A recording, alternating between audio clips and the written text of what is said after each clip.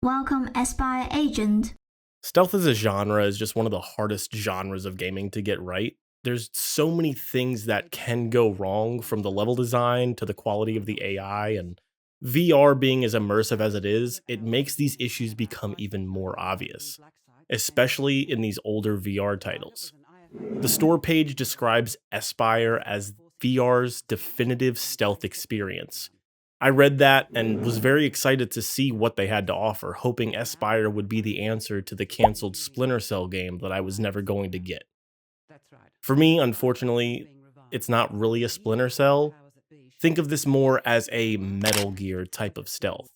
Yes, you can be very stealth focused, but it's not the required way to play, which is why I think some of the issues I have with the game's stealth stem from my predisposed belief that it was going to be an overtly stealth-focused game akin to the Splinter Cell series, when in fact, it was just one of the many ways you could play. To say Espire is not doing what it set out to achieve would be a lie, but I wanted something where stealth was seen as the main focus and not an option. So please keep that in mind if you're looking into Espire. Stealth is an option here. You can run and gun, you can do pretty much whatever you want to your heart's desire. The only thing that's really holding you back in any way, shape, or form is the potential ability to really unlock any cheats or higher ranks on the leaderboards. Not saying that this is something that you should care about yet. You don't even know what the game is about, and you don't even know if the game is good yet. So let's find out. Grab your drinks, snacks, and get ready for another review long enough to make getting your doctorate look short. Objective complete. The opening of Espire starts with a debrief on a secret IFA facility that's been taken over by a hostile group who's put that site on lockdown. It's not known who they are or why they're even there, but as a member of the Espire program, it's your job to find out. This program was originally shut down because it wasn't seen as a viable option, most likely due to both the cost of these mannequin units, which can run upwards of $200 million a piece, as well as the reliability of this 10G internet connection infrastructure that they have.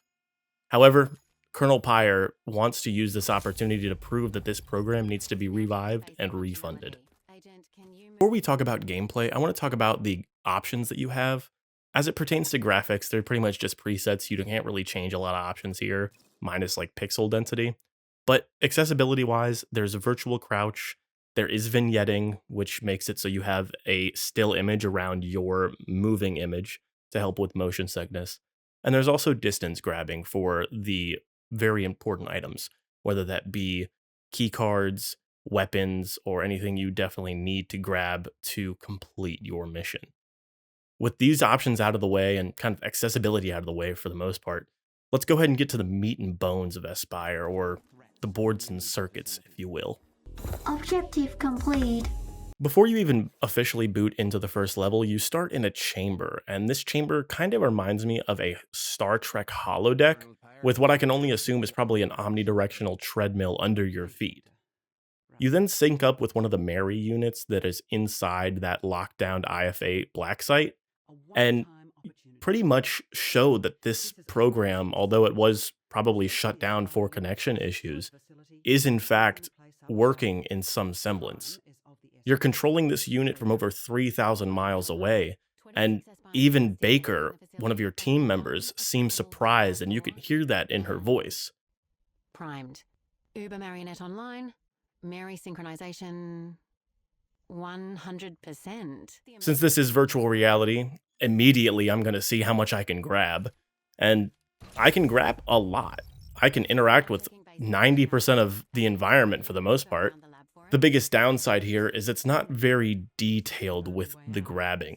Everything is just pretty much grabbed by making a fist. You don't have these, you're close enough to a lever so it's going to lock onto the lever and have like a realistic looking grab.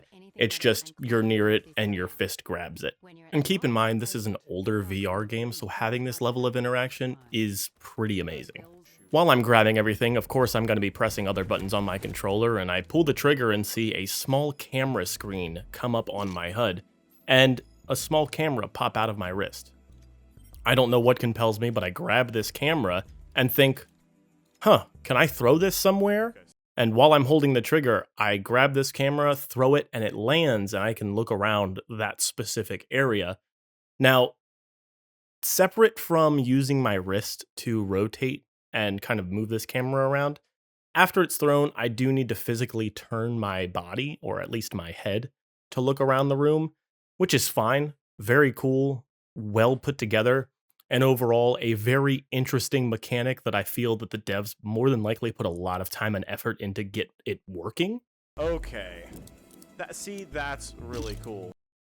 Unfortunately, it becomes irrelevant right after the very first mission and just seems like a redundancy, if you will. These also offer two other features. One is essentially tracking your enemies and tracking the alert level of those enemies.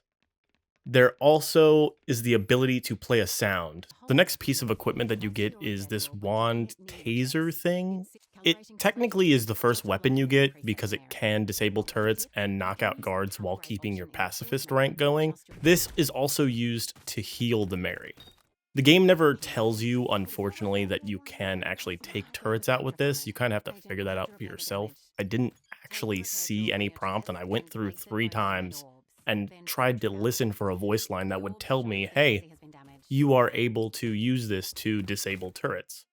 Never heard any voice line for this or any indicator that told me I could do this, even while there is a turret right outside the very first room we leave.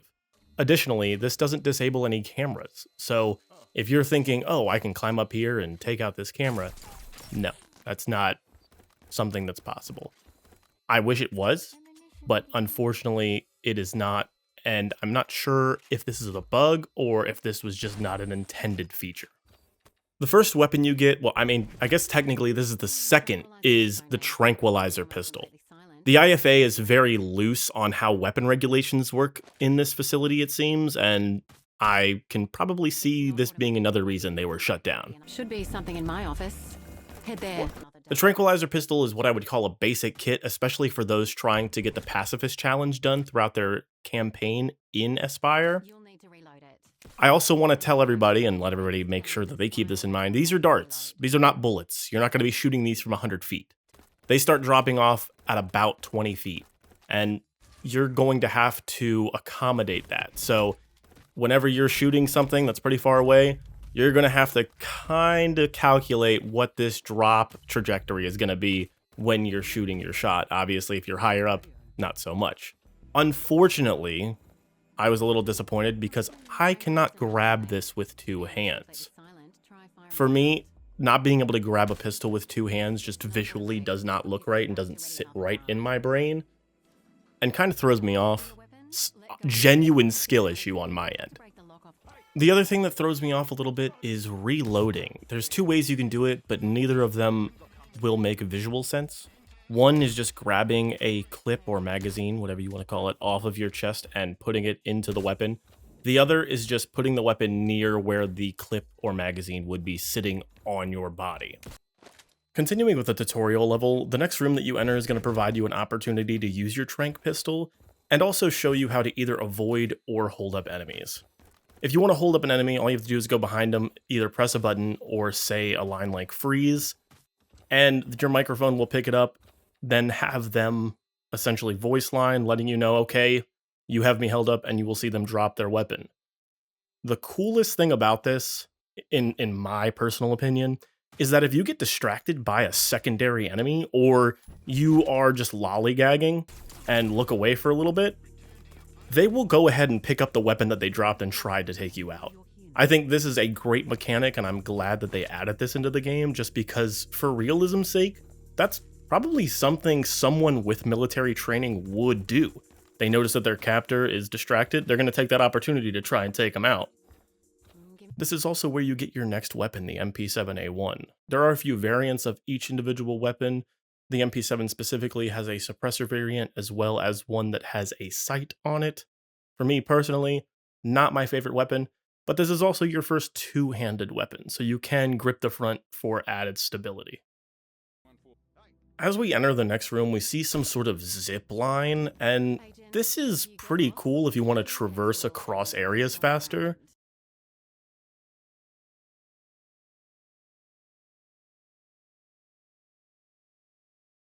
The very last room in the tutorial has trip mines. If they're visible and they have this kind of laser that you can see, I did get one hit. I was playing on just a regular difficulty. I'm not sure if this is a distance thing or maybe it's just one of the variations. However, this is your first encounter with them, and you can in fact disable these with your taser/repair tool. At the end of each level, you enter into a new Mary unit, sometimes upgrading the abilities, other times it's just kind of progressing through a wall or barrier that you can't necessarily get through, but we're going to cover those powers as we get to them. I specifically wanted to talk about this menu because as you progress, it kind of gets confusing on where you're going to spawn. I'm hoping that this is fixed in the next game, however, I'm not 100% certain if it has been. It will be mentioned in my review of the second game, but since this is the first, I need to mention, I wish it was a little bit better, and I wish there was more of like a pop-out potentially, or something that said you're going to end up here whenever you respawn at this Mary unit. At the very end of each mission, you are given a screen that shows you your score along with a presentation of what the optional tasks were and what you can complete, as well as the abilities, or I guess weapons, that you can find around the map. Think of these more like Battlefield, where you would go ahead and try and search every nook and cranny to get that 1 or 2 exclusive weapons to that map, and then you'll kind of have that reward at the end. Objective complete. At the start of Mission 2, you are presented with a new Mary, as well as a new power you can use within the Mary unit. This is Espire Vision, which will allow you to detect any and all hostile types through walls, whether that be cameras, enemies, trip mines, turrets, it doesn't matter. You can see all of this through walls. Entering the mess hall, your team shows you a feed from across the room and tries to find out who are these people. They seem like some sort of active military, or at least a very organized group of people that know high-tech equipment, whether that be arms or defenses. If you look at this chick and her armor, it kind of reminds me of Anthem, which is pretty cool. I think that armor style is really, really reminiscent of like Iron Man and very modular. Continuing, trying to get after these people, you approach the door and notice there is no power. So now you have to go through another part of the facility, the Reach Division, and reactivate that power. However, earlier it was noted that there's a lot of radio chatter going on. Unfortunately, that radio chatter wasn't radio chatter at all, it was jammers. And when you enter the Reach Division, you can't handle any weapons. All you have is your fists. Here they try and make it so you have that form of like tension and worry. Unfortunately, it falls flat as you can just get on top of this yellow ductwork, if you will, and get 90% away, like across this entire thing. You don't even have to really worry about it, which is kind of unfortunate in my eyes. For me, it's one of those things that was well thought out but poorly executed. Before even getting to the next level, you are now in a very new Mary. This is part of like the Reach's Espire program, and they have perfected what was originally a test feature, Espire Instinct. This was only experimental when the Espire program was going, but they actually got it to work, and this feature slows down time for everybody except you. Think of this as more of a bullet time mechanic from like Max Payne or The Matrix. This, for me personally, I didn't really utilize it that much in the story, although later it does get really, really cool, and I really enjoy using this mechanic because it offers so much versatility and so much ease, and also really cool clips.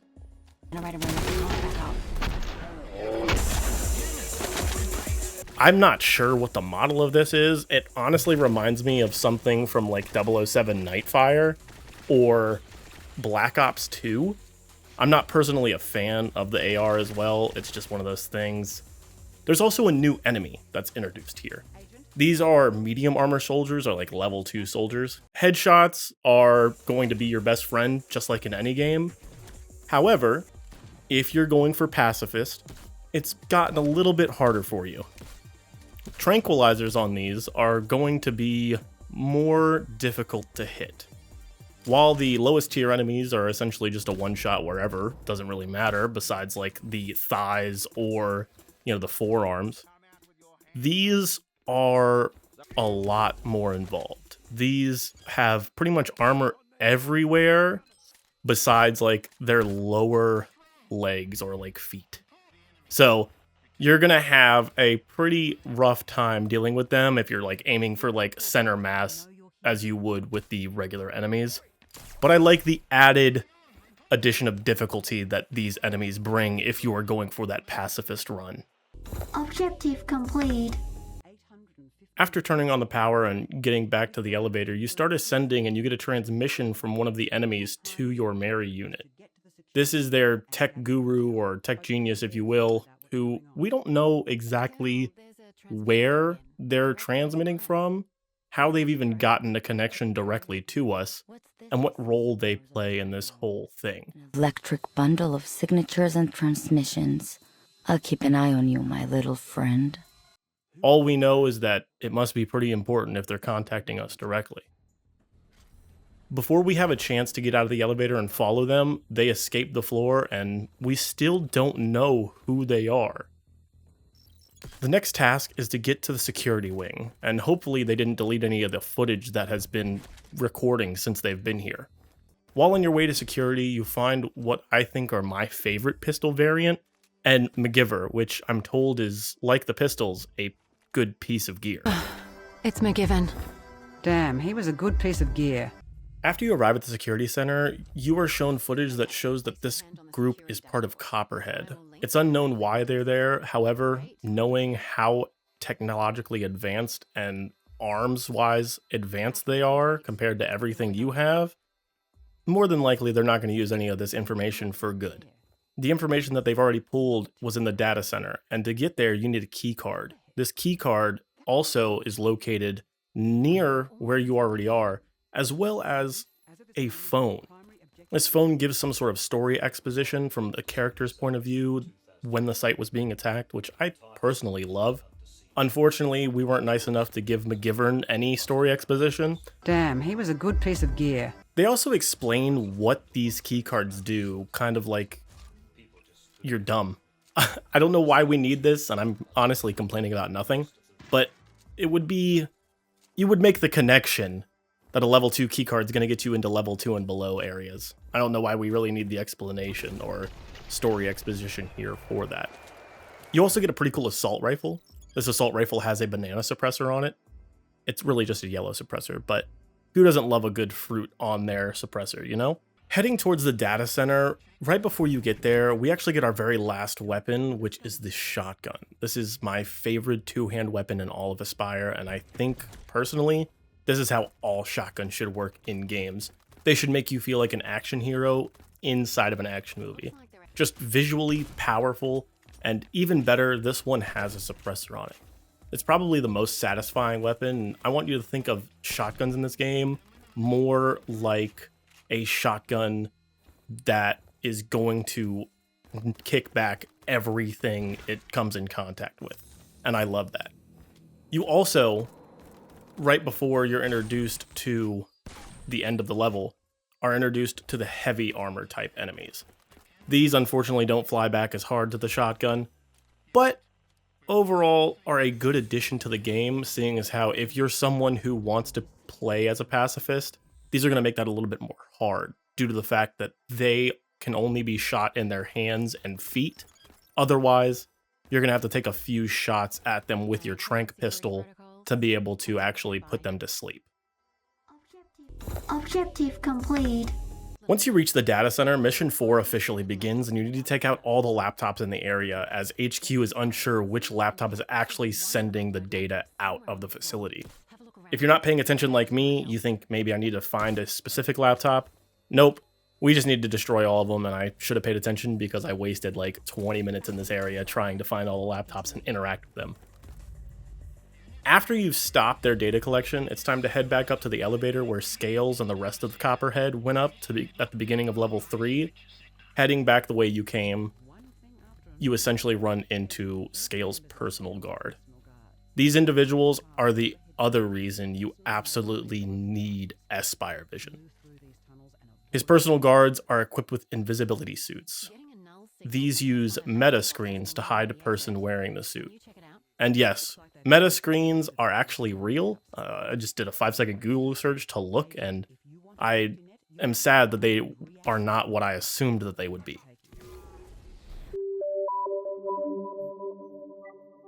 Now, I want to talk about why I don't like Espire vision or Eagle vision or just seeing through walls in games in general.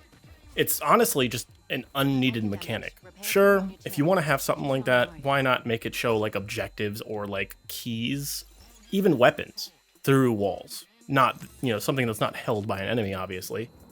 It essentially is something that's added to the game, and in all modern stealth games, for the most part, that make features redundant. With Espire, they offer this camera, which as stated earlier is one of the coolest ways I've seen cameras be used in VR, but why use it after the first level? What's the point? To distract enemies?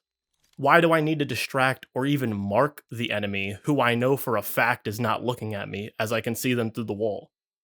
I think a better solution would have been to make both the Espire vision and the camera have thermal vision instead. This is a fictional world that it was okay to see through walls, I guess.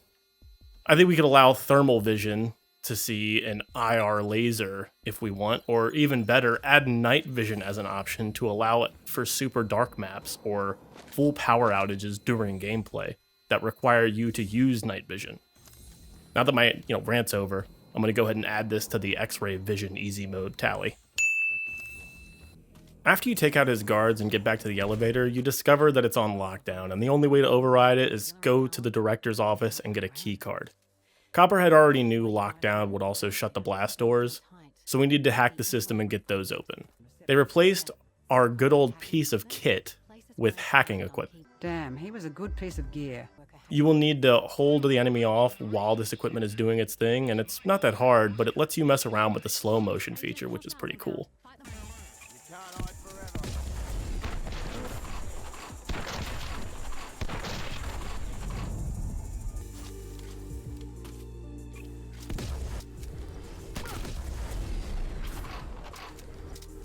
Once the 2 minutes is up, you head to the director's office, and let me just say, if you thought that the IFA was lax with the tranquilizer pistol, just look how lax they are with keycards. It really seems that the IFA has a very specific way of opening doors to opportunity. Complete.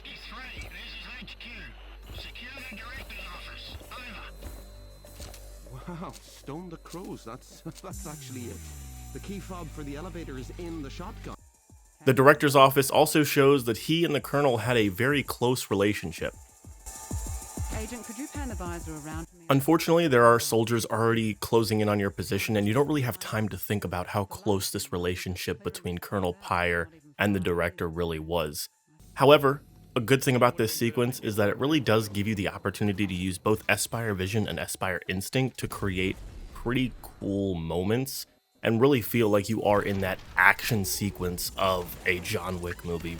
After you take out the soldiers with your IFA all-access pass, you make your way back to the elevator and start heading up. Objective complete. This is the start of the next level and shows that unfortunately, as you are going up and using this elevator, it stops because halfway up, the shaft is booby-trapped.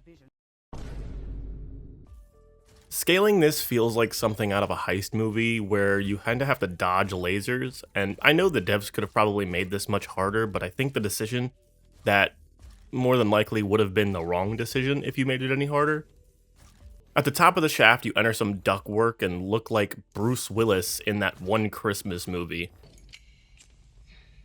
While we're on the topic of ductwork, the vent entrances are horrible. From the look of the handle placement, you would think, oh, pull left. Nope, push it further to the right. What kind of design is that? You're in this ductwork and someone's walking above you. It's the tech girl, and she's one of the few members of Opus. They run Copperhead and are known as one of the deadliest units in the world. And you discover she has her own drone network.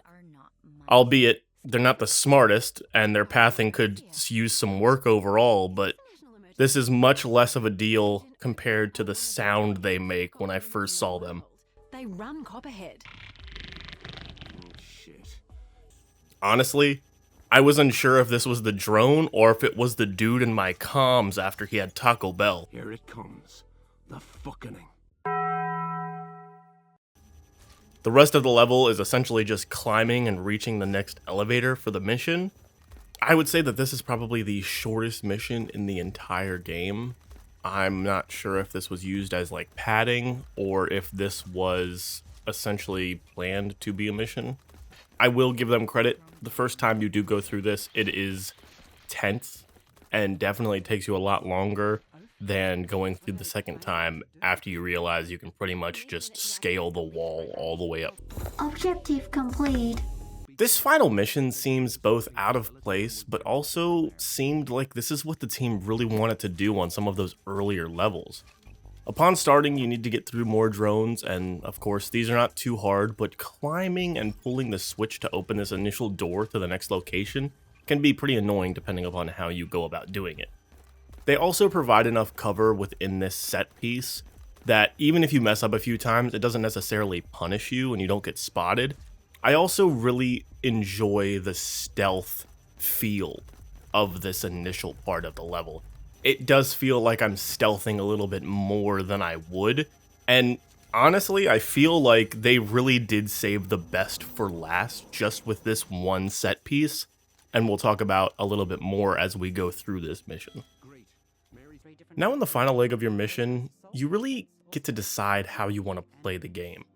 Choosing from all the IFA weapons available to you, you can decide how you want to approach the next parts of this level, and really decide what do you want to do. Do you want to go all out and use a shotgun?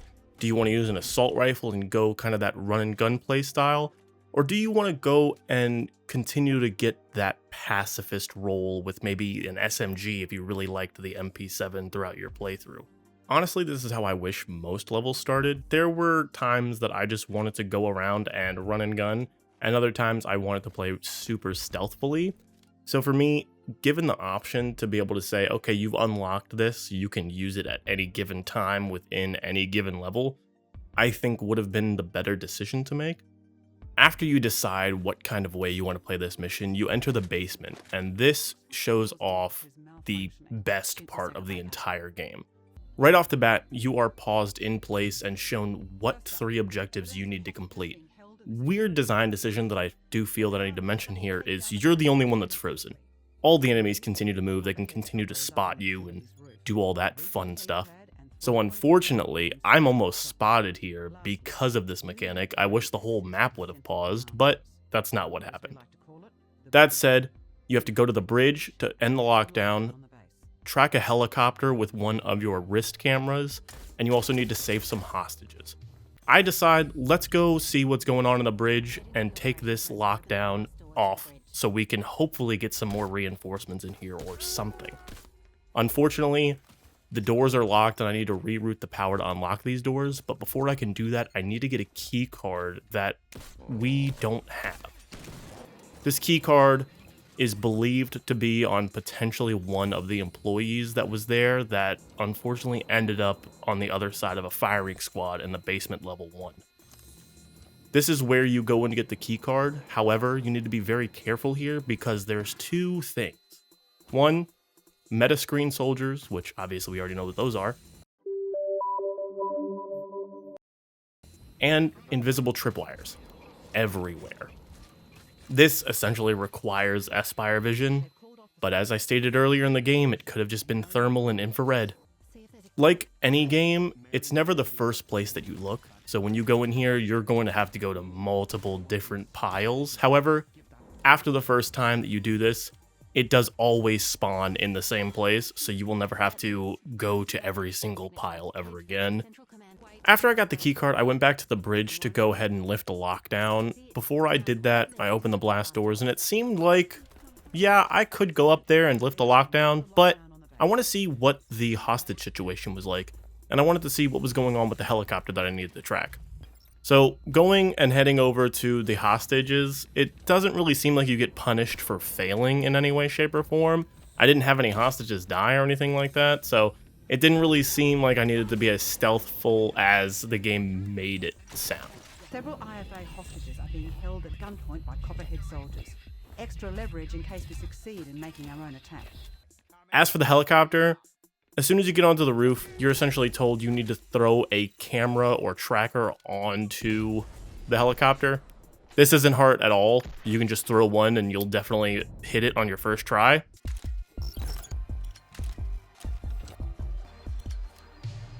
Okay, looking good. Yep, I'm picking up radio transmissions inside the chopper. Nicely done.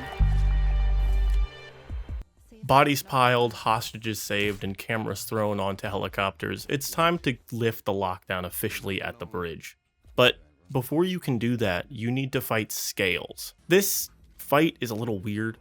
I don't know what it is about VR, but it seems like boss fights have a very hard time with reactions to damage. So although I'm shooting him constantly and just continuing to dump ammo into him, it seems like he's not taking any damage whatsoever. But the second time I go through, after I realize that I can take his helmet off, shooting his helmet with like even half a clip on the normal mode is going to take him out relatively easy. Right after defeating Scales, you get a level 5 keycard and can shut down and lift the lockdown on the bridge. Instead, Boyle and Loeb show up and shut down everything. They take care of your Mary and essentially lock you out of being able to do anything. Loeb, can you fry this thing for us? So this is our payload. A counterfeit soldier. A puppet for puppets.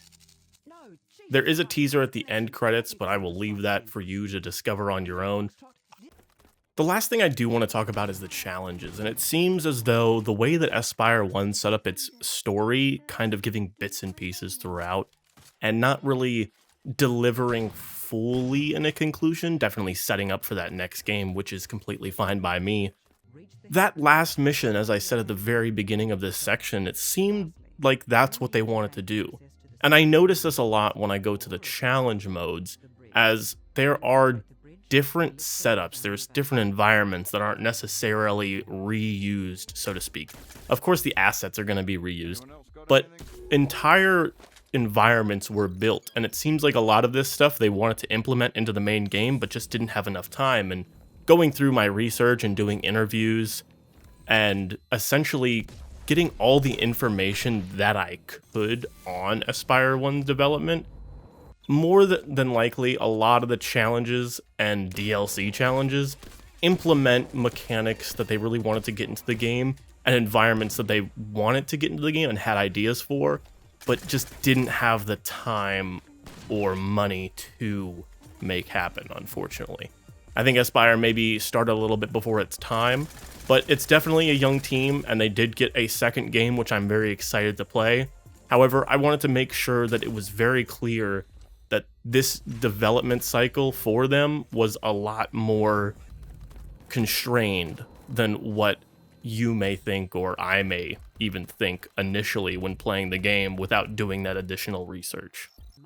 In conclusion, I just want to say Espire does set out to do stealth, and it achieves that. It may not always do it with grace, but where it lacks grace, it definitely makes up for in its character and its mechanics. This is a game that I can recommend with 100% accuracy to anyone who enjoys just the stealth genre for the sheer fact that they are stealth. There's added replay value with optional mission objectives and challenge missions that add even more on top of those optional mission objectives for when you replay the campaign, because you certainly will play it at least twice because you want to go back and get those optional achievements, as well as enjoy knowing what's going on and being able to play on that harder difficulty for maybe a more challenging experience. And personally, I can't wait to play Espire 2 and see what improvements they have done upon the initial game and translate it into Espire 2, especially when it comes to that camera. Additionally, do you think we're going to find out what the boss girl's up to? Will this review ever end? Yes. I'm Butters with an O, and I want to thank everyone who took the time to watch this review. If you enjoyed, please leave a like, and if you want more long-form reviews just like this, make sure that you subscribe to the channel and turn on the bell notification. Once again, I'm Butters, and I want to thank you for giving me the opportunity to make my reality part of your virtual reality.